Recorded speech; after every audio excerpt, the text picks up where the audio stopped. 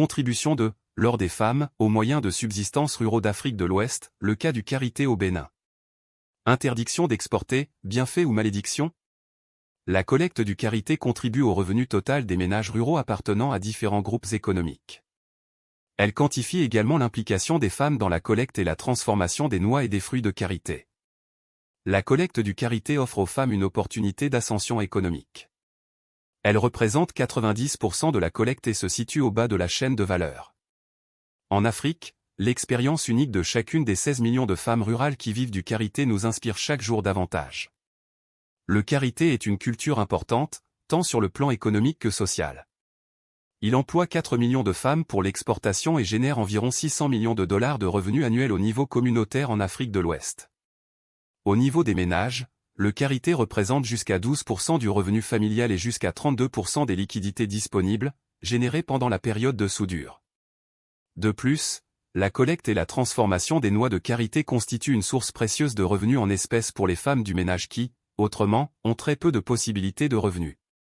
La collecte des noix de karité assure une résilience économique en termes de revenus, d'actifs et d'épargne.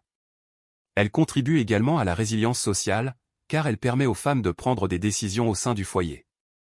Elle est également source d'emploi, de bienfaits médicinaux et de nutrition.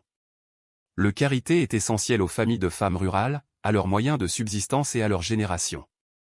La collecte et la transformation du karité permettent aux ménages de diversifier leurs moyens de subsistance et de réduire leur vulnérabilité à l'insécurité alimentaire et aux variations climatiques.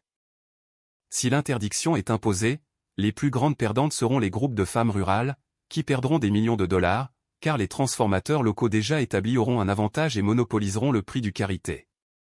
Ainsi, le prix du karité pourrait chuter de manière drastique, jusqu'à atteindre la moitié du prix du marché.